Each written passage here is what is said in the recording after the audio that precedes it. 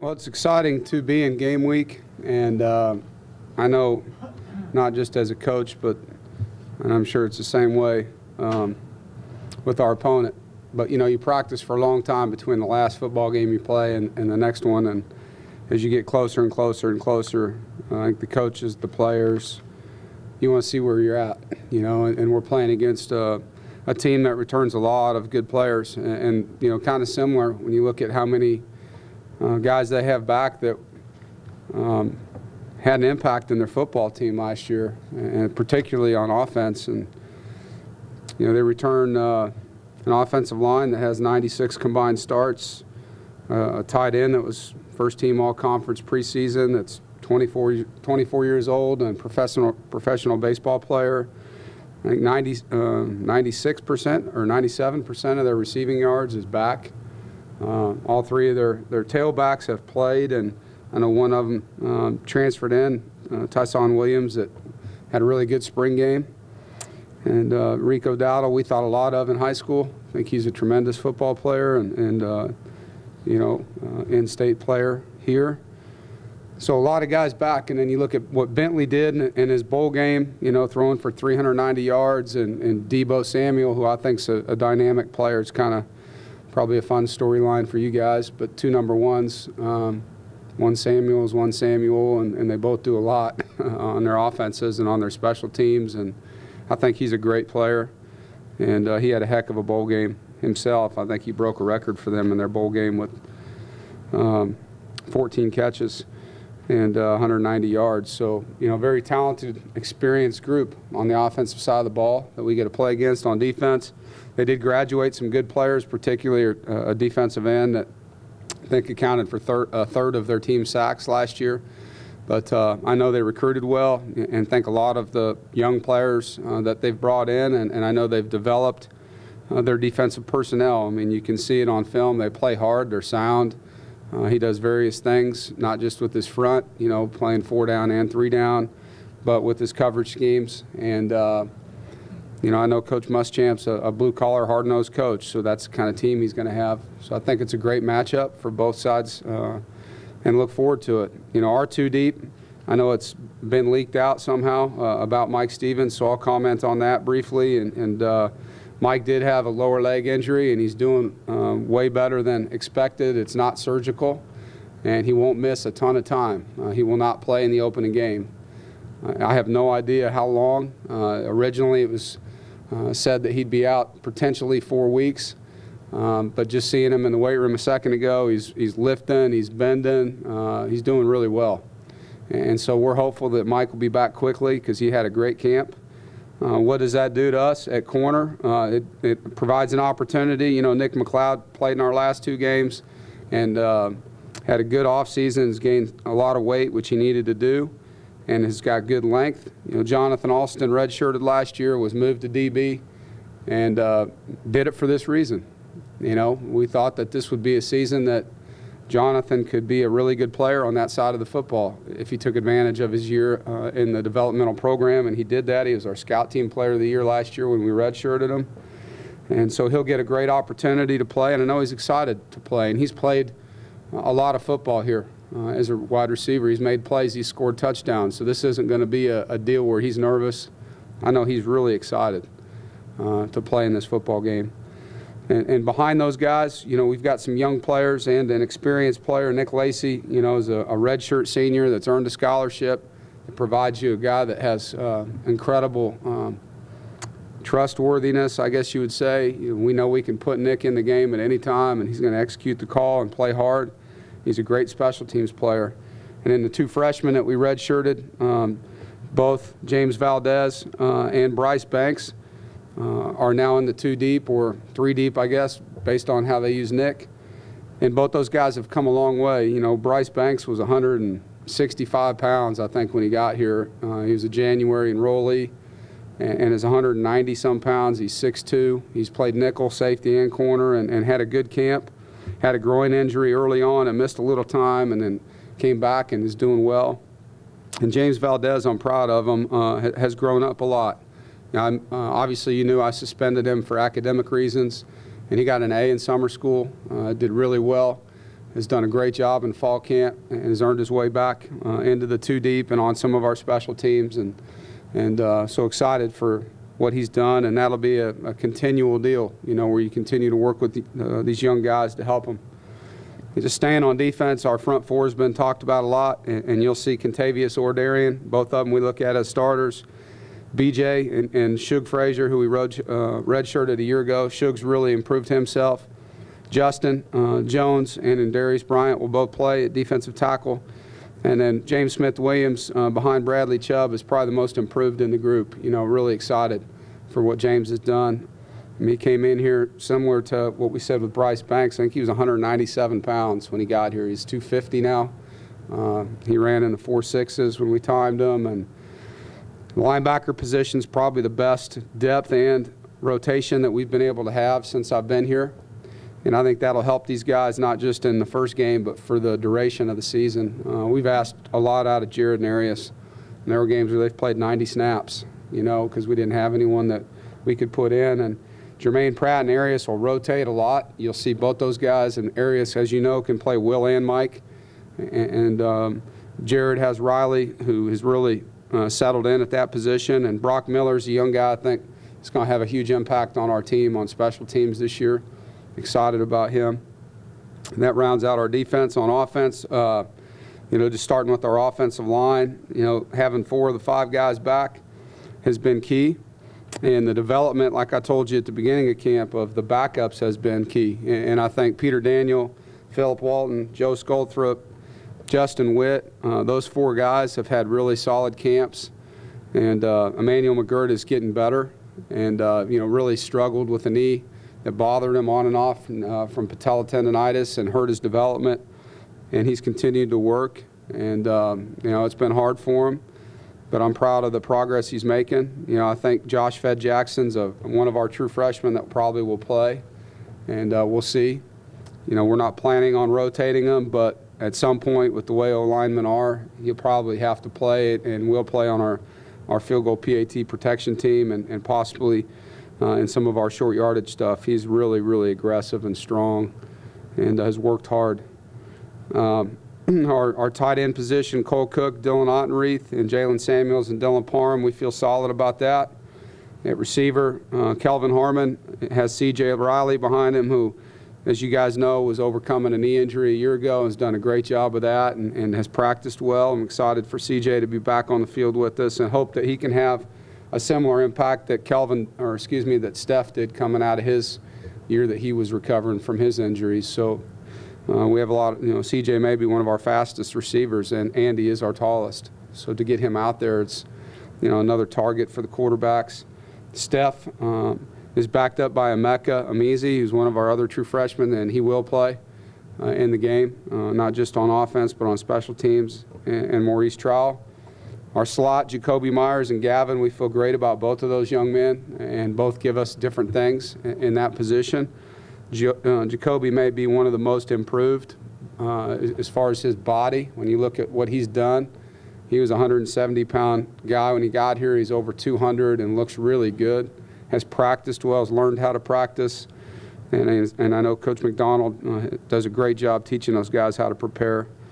The quarterback position, Finley and Jalen are both healthy and feeling good and ready to go. And so we do have plans, as we always do, for both if we need them. And we'll just have to see how the game flow goes. At running back, you'll see all 3, as mentioned there, Naheem, Reggie, and DeQuay. And we feel like all 3 are going to be needed, and all 3 have different things that they can bring to our offense. There's really nothing in the special teams areas there that's different than what you guys thought. So I think that's it. Are there any questions?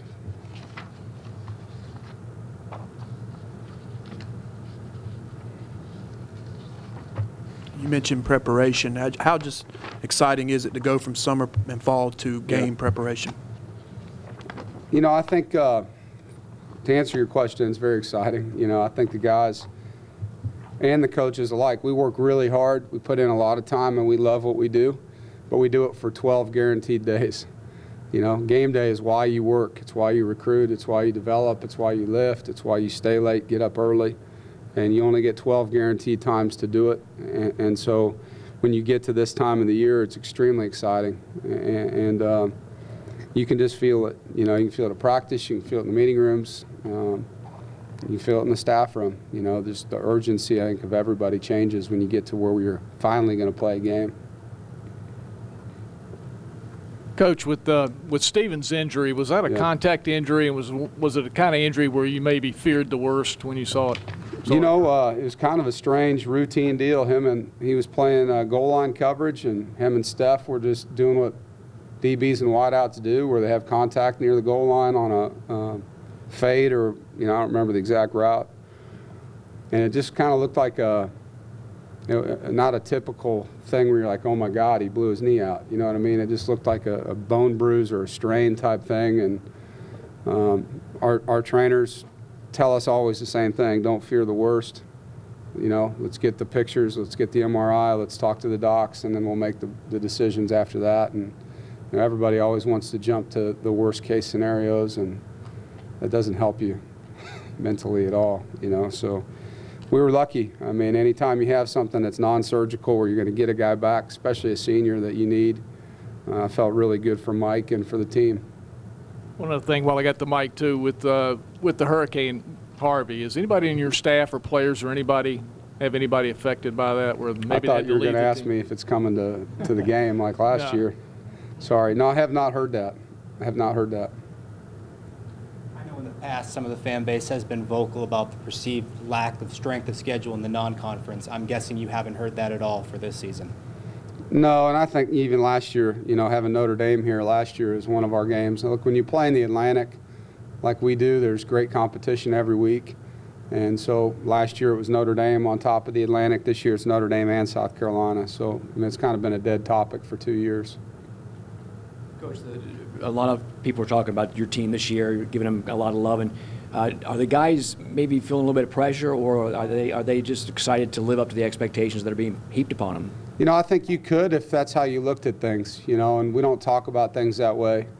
Where do you want to be at the end of the year, and how do we get there? And that's all we do, you know. And I think if you attack all your goals from a daily standpoint, that stuff doesn't really apply to you.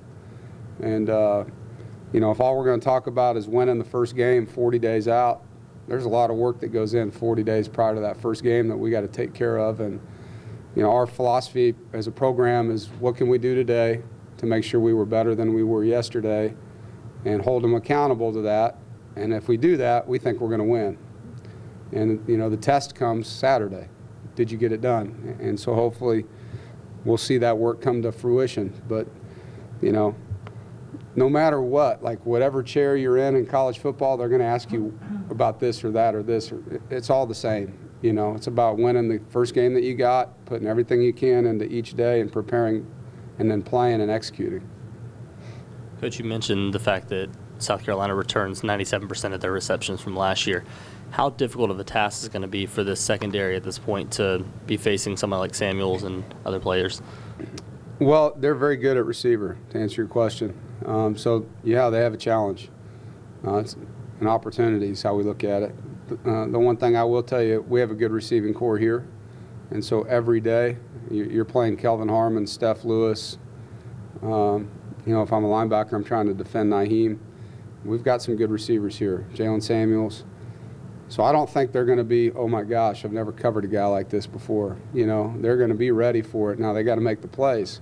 And that's the one thing, you know, when you watch Deebo Samuel, that guy makes plays on the ball. And so we got to really go up with two hands and be strong and fight for the football. When I asked you about running backs in preseason, you made the comment that, well, they'll have a lot to say about who's out there as far as the hot hand. Right. But you mentioned all three will play. Mm-hmm. Last year you had a guy that could do 20 carries and 25 touches. Do you have to handle this group differently as far as physically, as different runners maybe than Matt Davis? I think time will tell. I think in game one, yeah. I think you're going to see all three of them. And I think Coach Kitchings has a feel for their strengths and how we can use them. You know, as the season gets longer and longer, you worry less and less about the number of hits they've taken, because if you prepare the right way in the front end where you're rotating those guys, you can get to the back end of the season and soak somebody that's really playing well. But, you know, if we would give any of those guys 30 carries in the first game, you know, they may love that, but that would be difficult for 12 straight weeks with anyone, you know. So I think it's in our best interest, and I think most football teams will tell you this, is to make sure those guys are all getting work, and they will.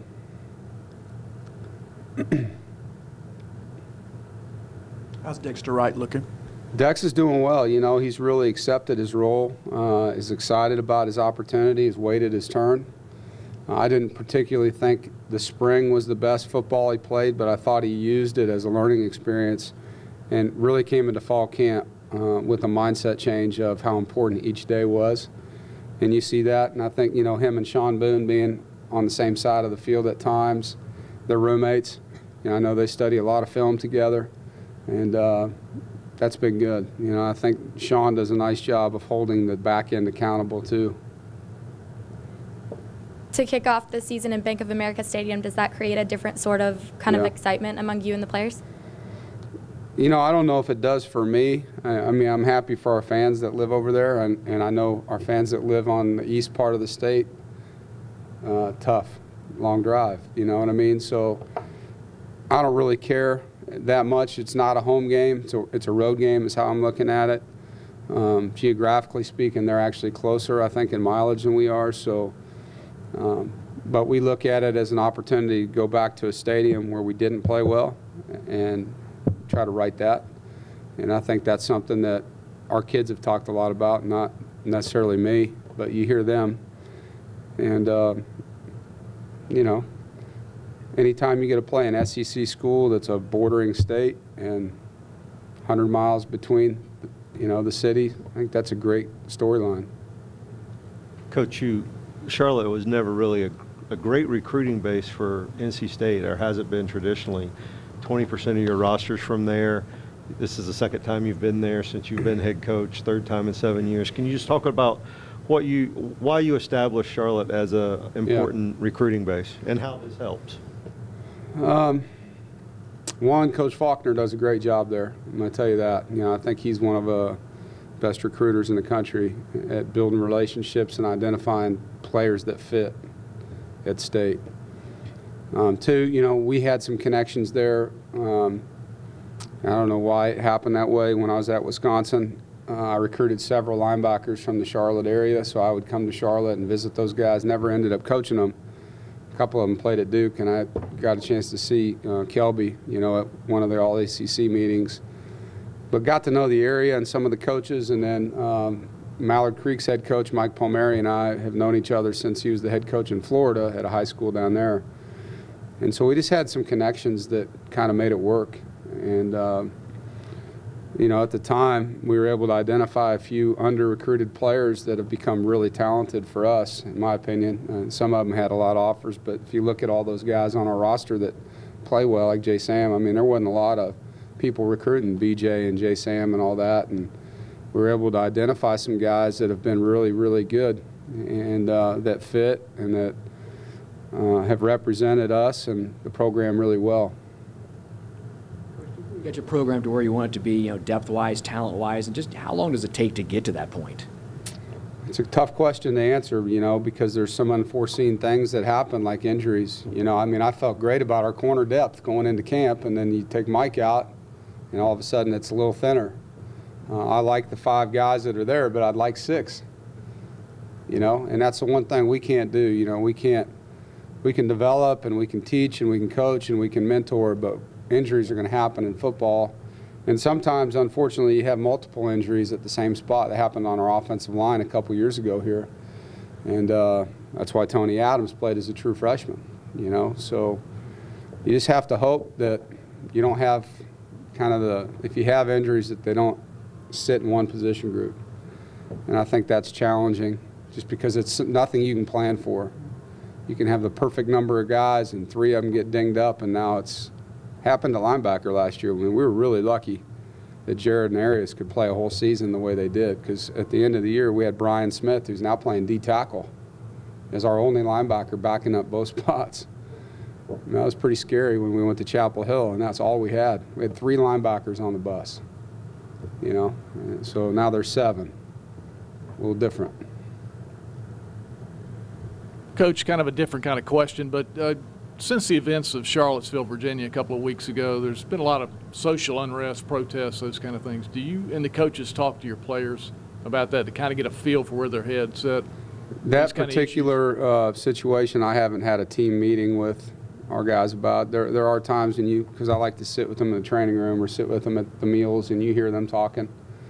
You know, and most of it is kind of like, can you believe this is going on type conversations. There have been current events in the past where we've talked with our team about them. The one you mentioned, we have not yet. Will you be on the field for the national anthem in Charlotte? Is that part of the I haven't seen the timeline yet. I'm not sure. Typically, we're not out there in time for it, but I haven't seen that yet. If you are, do you have a team policy on how to handle that? You know, I'm not allowed to prevent the First Amendment. Right. I mean, I think our players understand that I have a lot of military in my family and how I feel about it, but I can't prevent somebody from their speech rights. I can't do that. Dave, you talked about your deep rotation of linebacker. How much of a difference maker do you think Jermaine Pratt can be this season? Well, I'm really excited to watch him play. I mean, it's sometimes game day can do weird things to guys, so I'm just hoping, you know, the year off he doesn't freak out. But he's really practiced well. He's worked hard. He's been super coachable, and he's earned the right to be on the field, and he'll play a lot. So we'll see. I think next week would be easier to answer your question, but if he does what he's done in practice, I think a lot of people will know who number 3 is at the end of the year. He's just got to keep doing it. Who do you see taking over the Dravius Wright role on the defense? You know, I don't know. Sean Boone's probably our best hitter on our football team. You saw him on kickoff, and he's playing in that same position now for us at nickel. And so I would guess it would be him. As far as the gunners and the kickoff players, they'll be different. There won't be one guy that can assume all of that, you know. We have several guys back that worked in those roles last year, and we have some guys that were redshirt freshmen like Brock Miller, I mentioned, that we think are going to be tremendous coverage players for us. We'll just have to see as the year goes on who can tackle in space. That was the thing about Dre. I mean, not only could he outrun everybody, but he was a really good space tackler in special teams plays. Coach, Jonathan Alston was a heck of an offensive player at Bunn High School. Yeah. What led you to believe that he would make the transition to defensive back? Well, you know, he was recruited more as a DB than a wideout. We were the only school that offered him the opportunity to play receiver. And, I mean, he had everybody offer him as a safety or a corner. And so it just kind of got to the point where, you know, I'd turn on one-on-ones or I'd turn on this, and he would drop passes every now and then that I didn't think he should be dropping. And he's long, he's twitchy, he's big, he's strong, you know, all those things. And I'm just like, Jay, the only thing keeping you from being a starter is your ball skills. And they weren't horrible or anything like that, but they weren't as good as the guys that were getting more reps than him. And I said, do you want to move to defense? And he said, I'm all about it if I can be a starter. And I'm like, obviously you got to earn that. But it just timed up where we could redshirt him, and once that happened, it made it kind of simple. And I think just longevity-wise for J.A., you know, if he has a good season and does all the things he needs to do, being a long corner that can run makes him, you know, puts him in a place where the NFL is real. It is. But he has to play well. He has to play well. But I think his measurables are going to be what they want. Now, let's put it on the film. And whereas at receiver, you know, if your ball skills are a question mark at all, you're not going to the NFL. That's not happening. So I think it's been good, you know, for him moving over there. And he's got great ball skills for a corner, by the way. Maybe not for a receiver, but for a corner. Because most corners struggle in that role. He doesn't. He's got really good vision and tracking on the ball.